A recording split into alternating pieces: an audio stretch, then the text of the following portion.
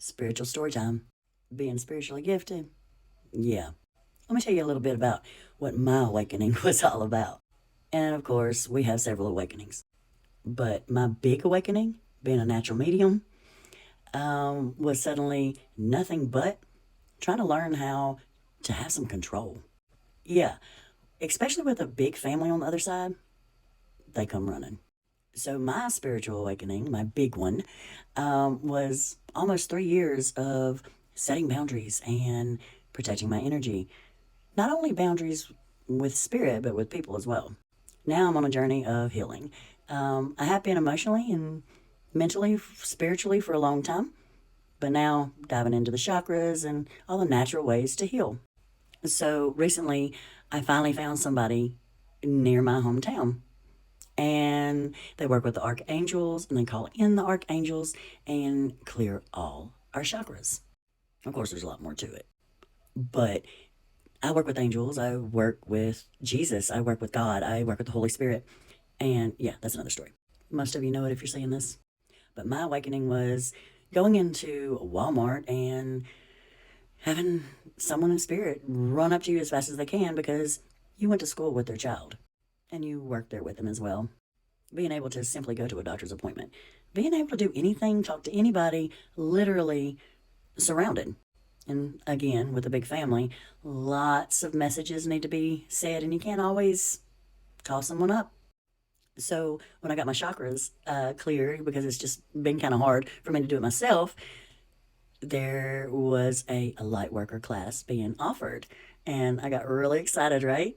So I go to this class tonight. I got another one next week.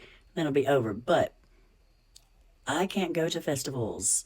I can't go to big crowds. I can't do that no matter how much energy energy protection, it doesn't matter. Like, it just doesn't matter. But I'm thinking, cool, a light worker class, right? So I'm sitting there, I go in, I sit amongst all these people, and immediately it's a room full of people, it's a light worker class, and I am the only psychic medium there.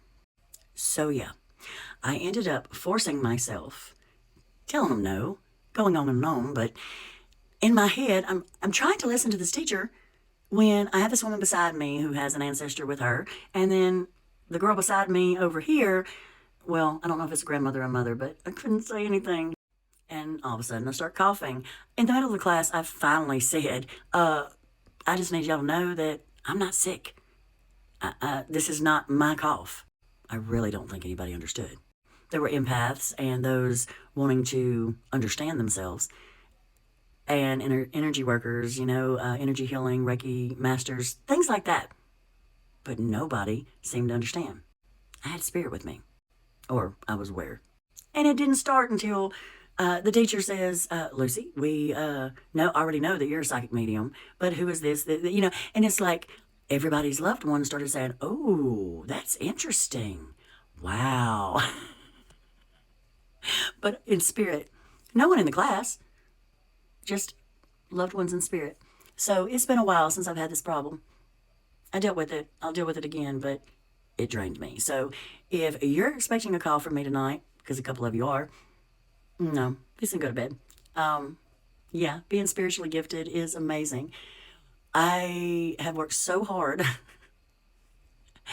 to not be completely overwhelmed in public or any situation. This one lady's ancestor, man, I really wanted to let her know. And during the class, I even said, this is what my awakening is, and it's like everybody was in La La Land. They seriously, it didn't hit anybody. Wait a minute. Maybe she's talking about my loved one. No, that didn't happen. I sure. But I sat there in silence, doing everything I could. I guarantee they'll be back next week. Yeah, being spiritually gifted.